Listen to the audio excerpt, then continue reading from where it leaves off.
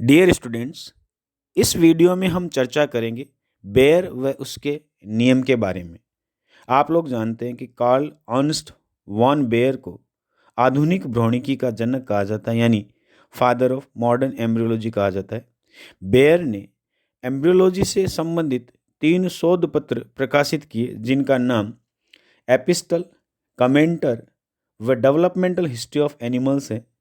इन शोध पत्रों में मुख्य रूप से उन्होंने जनन स्तर के सिद्धांत, जंतु के जातिवृत्तीय इतिहास व विभिन्न जातियों के भ्रूणों के विकास में समानता, नोटोकॉर्ड की खोज व स्तनियों के अंडे का वर्णन मुख्य रूप से किया।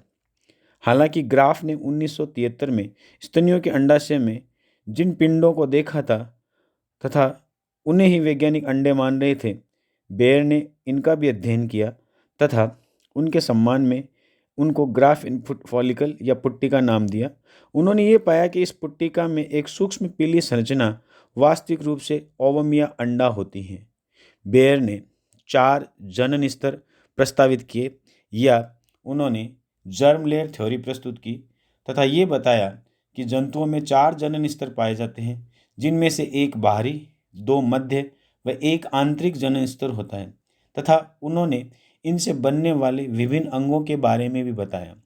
हालांकि बाद में रॉबर्ट रेमक के द्वारा ये स्पष्ट किया गया कि 4 जनन स्तरों के स्थान पर 3 ही जनन स्तर जंतुओं में पाए जाते हैं, जिनके नाम एक्टोडर्म, एंडोडर्म व मीजोडर्म हैं।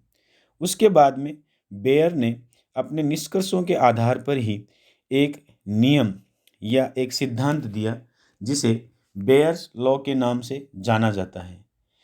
इस सिद्धांत के अनुसार या इस नियम की खास बात जो थी वो ये थी कि जंतुओं के भ्रूणीय विकास के दौरान उनके कॉमन कैरेक्टर या सामान्य लक्षण पहले प्रकट होते हैं तथा जाति से संबंधित अति विशिष्ट लक्षण बाद में प्रकट होते हैं। कॉमन लक्षण जंतुओं में पहले प्रकट होने के कारण ज़्यादातर जंतुओं के भ्रूण प्रारंभिक रूप से आपस में समान दिखाई देते हैं, लेकिन बाद में जब विशिष्ट लक्षण इनमें प्रकट होते हैं तो ये भ्रूण एक दूसरे से भिन्न दिखाई देते हैं। हम छोटी क्लासेज में पढ़ चुके हैं कि स्तनधारियों, सरीसृपों, पक्षियों, मछलियों आदि के भ्रूण हैं वो प्रारंभ में समान दिखाई देते हैं, बाद में वो एक दूसरे से भिन्न होते जाते हैं। तो ये जो भिन्नता इनके अंदर आती है वो विशिष्ट लक्षणों के कारण आती है। यदि हम उदाहरण के तौर पे माने तो हम ये कह सकते हैं कि वर्टिब्रेट्स के जो ग्रुप्स होते हैं उन ग्रुप्स में हम लोग जानते हैं कि भी मछलियों के अलावा मेंढक के अलावा हम कहते हैं पक्षी, सरीसृप व स्तनधारी शामिल हैं। और इनके भ्रूणिकी विकास में ये इनमें जो शुरुआत में जो कैरेक्टर्स होते हैं वो सिंपल कैरेक्टर्स प्रकट होते हैं। जैसे अपन कहते हैं इन सभी में नोटोकॉर्ड प्रेजेंट होती है, गिल स्लिट्स इन सभी में प्रेजेंट होता है। इसके अलावा हम कह सकते हैं कि इनके अंदर जो ब्रेन है उसकी संरचना शुरुआत में मिलती जुलती होती है। इसके अलावा मांसपेशियों की संरचना शुरुआत में मिलती जुलती होती है। ये सारे के सारे इनके अंदर सामान्य या कॉमन कैरेक्टर्स होते हैं जो मिलते जुलते होते हैं। इन कॉमन कैरेक्टर्स के बाद में इनके अंदर जब विशिष्ट लक्षण प्रकट होते हैं, जैसे अपन कह सकते हैं कि पक्षियों के अंदर फेदर या पंखों का विकास होना, सरीसृपों के अंदर स्केल्स का विकास होना, इसके अलावा स्तनधारियों में बाल या हेयर्स का विकास होना, इसके आधार पर ये भ्रूण एक दूसरे से विभिन्नता या भिन्नता प्रकट करने लगते हैं और एक दूसरे से पूर्णतः भिन्न हो जाते हैं। इसे हम बेयर के नियम के नाम से जानते हैं।